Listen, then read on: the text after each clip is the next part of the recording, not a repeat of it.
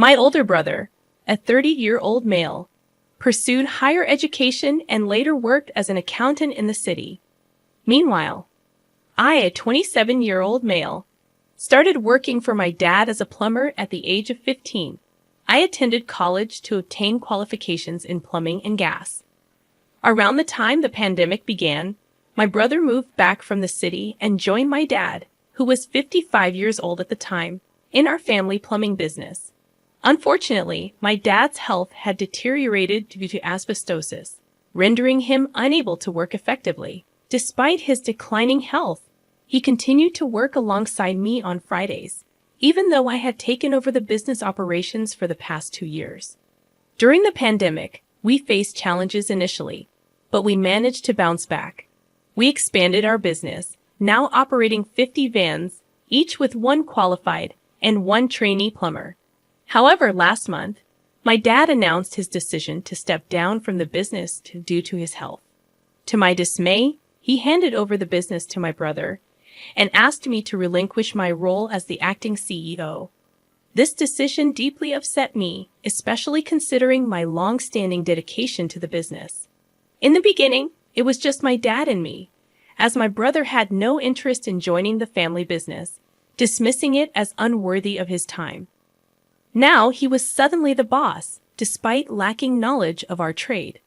I confronted my dad about his choice, but he justified it by pointing out my brother's family responsibilities and university education. Many of our employees were also unhappy with this decision, expressing their intention to leave if I did.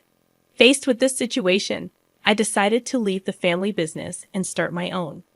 Despite the hurtful messages and criticisms I received, I expressed gratitude to those who supported me. My plan was to reach out to our large clients, hoping to take over projects that had been postponed due to the pandemic. I also had the support of 20 colleagues willing to work with me. With my savings from the past 12 years, I believed I had enough to start my own business and stand on my own feet.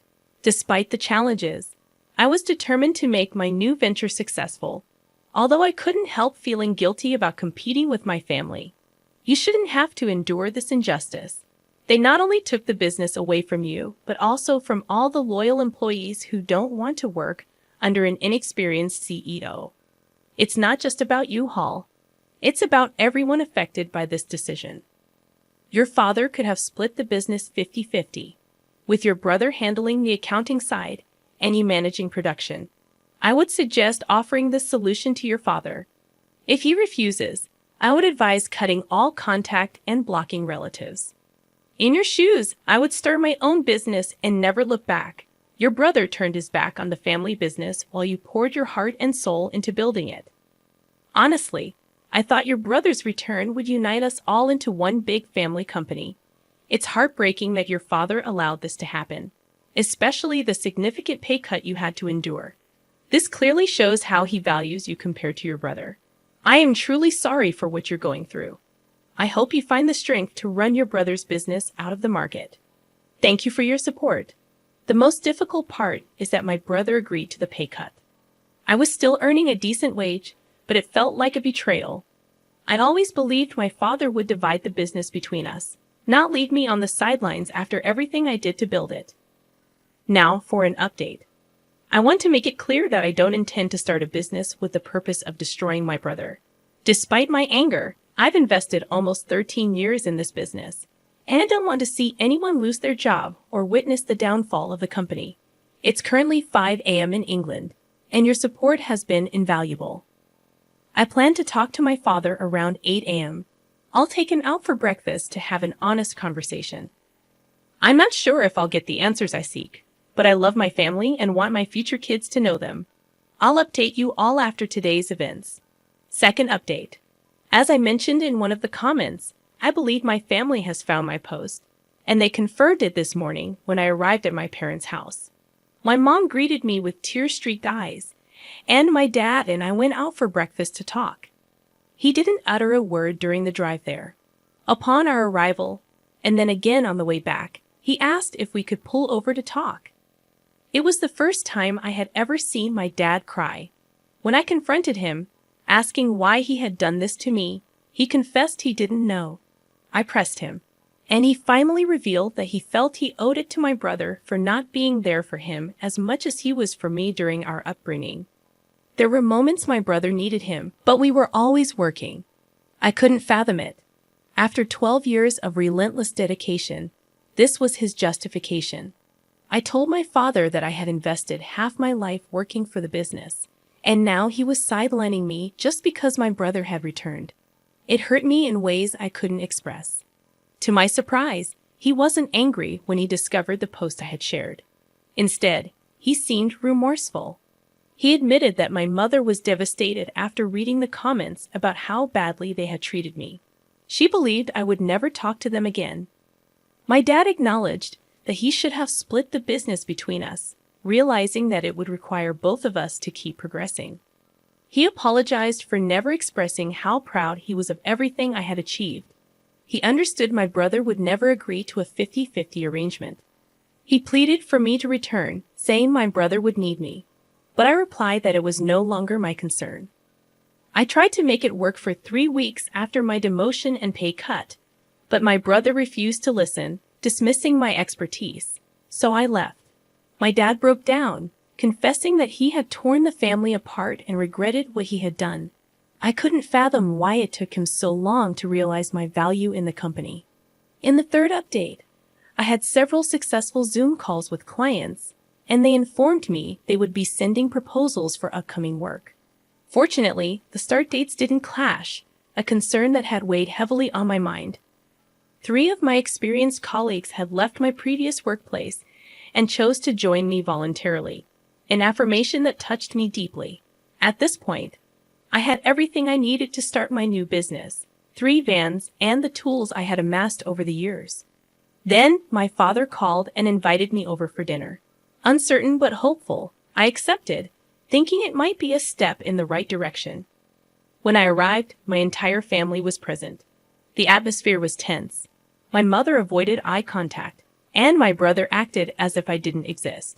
My dad asked both my brother and me to join him in his office. He began questioning when I would return to the company, stating that they needed me back early Monday morning. I couldn't believe what I was hearing. I told them both that I wouldn't be returning, that I had started my own business. I questioned my brother, asking what he meant by we, considering he was the one who had been given the business. My brother lost his temper, demanding to know why I would leave if I truly cared about the company. I didn't hold back, expressing my frustration. I reminded him that I had dedicated 12 years of my life to make the company successful, just like him. Unlike him, I didn't seek all the glory, and I wouldn't allow myself to be treated poorly. I told him to leave so I could talk to Dad. I confronted my father, asking him about his apology earlier in the day and why he expected me to return despite everything. He couldn't meet my gaze. I said my goodbyes to my cousins, nieces, and nephews and walked out. I spent about 3 hours writing, finding solace before returning here to share my thoughts. I want to express my gratitude to everyone for the personal messages, comments, rewards, and all the encouraging words. I'll try to respond to everyone, but I'm exhausted and will likely fall asleep. In the 4th update, it's been a while since I last shared. I've had a lot going on in the past few weeks. The new business is thriving. We have plenty of work and are making good money. At the year's end, I plan to expand, and I couldn't be happier about that. My fiancé and I are overjoyed. She's busy planning our dream wedding, although she wants me to wear a suit. I insist on my kilt. Waking up next to her every day brings me immense happiness. She's been my rock through everything. Regarding my family, my father and brother still refuse to talk to me. They declared they won't attend our wedding, even though they haven't been invited. My mother contacts my fiancé, asking about wedding details but won't talk to me. On the brighter side, my fiancé's family has been incredible, helping with the lawsuits, assisting with wedding preparations, and much more. I am deeply thankful for their support. Other members of my family have backed off, apologized, and expressed a desire to make amends for the hurtful things that were said. My fiancé and I have decided to have our wedding in November. After we're married, we plan to try for children. We're both excited about becoming parents. The next story revolves around my business, and the decision not to split control equally between my children. I'm a 65-year-old electrician from Germany, looking forward to settling down, traveling with my wife, and spoiling our grandchildren for the rest of our lives. I have built up a small business with 23 employees. My son, Alexander, who is 36 years old, will take control of it. I also have 2 daughters whom I am proud of. Laura, 34, has a master's degree in biochemistry, and Marie, 30, is a middle school teacher in mathematics and sports. Recently, I shared my plan of family gathering. Laura was supportive, but Marie accused me of favoritism, which I denied. I explained that Alexander had worked with me for 17 years, starting as a trainee and eventually earning his master's license as an electrician. He has demonstrated passion, dedication, and leadership, training 7 of our employees along the way. My daughters were offered opportunities to work with me during school holidays, but they pursued their own careers, which my wife and I supported financially and emotionally. I sought opinions on Reddit, asking if I was in the wrong. Most responses were in favor of my decision to leave the business to Alexander. People pointed out that hard work should be rewarded, emphasizing that he had invested his time and energy in the business and had helped make it successful. They agreed that leaving the business to him was a way to ensure stability for our employees and their families. Additionally, they acknowledged that it was my business and my money, and I had the right to decide who should inherit it. German law might have different views, but the consensus was that my choice was justifiable. In this situation, it's crucial for your uncle and cousins to consult a lawyer, as there might be legal costs involved in compensating his other children when he decides to pass the company to only one child. It's not being in a hole, it's just practical business sense. Marie may lack experience in this industry or running a business, which makes your son, Alexander, the most qualified candidate, given his 17 years of dedicated work with you. Marie's bitterness appears to stem more from Alexander's close relationship with you than from the handover of the business. It's worth considering that both Marie and Alexander had equal opportunities. They could have chosen to pursue a career as an electrician, but only Alexander followed through. It's unfair for Marie to resent the situation based on her own choices. As for your last story, about your inheritance, you're not the a-hole for not splitting your inheritance equally with your cousins. Your paternal grandmas will specify the distribution of her money among her grandchildren, not anticipating the number of children your dad and uncle would have. Your parents are right in asserting that it's your money, and you should be the one to decide how to handle it after gaining access to it. The accusations of selfishness are unwarranted, especially considering the unique circumstances that led to the uneven distribution. Your upbringing and your parents' financial decisions are entirely unrelated to the situation at hand. I had to buy my own car, while my cousins had theirs bought for them by their parents. My dad's aunt constantly fueled my uncle's belief that my dad was the favorite child, which left my uncle resentful. He now uses the fact that I'm receiving more money to support that idea. I refuse to split the money because it's rightfully mine. The inheritance was meant for the children of my dad, and it's not my fault that my parents had only one child. My parents taught me financial responsibility, and I plan to put most of the money into a lifetime ISA. I intend to use some of it to travel after university and invest the rest wisely. I'm not planning on squandering it all in one go.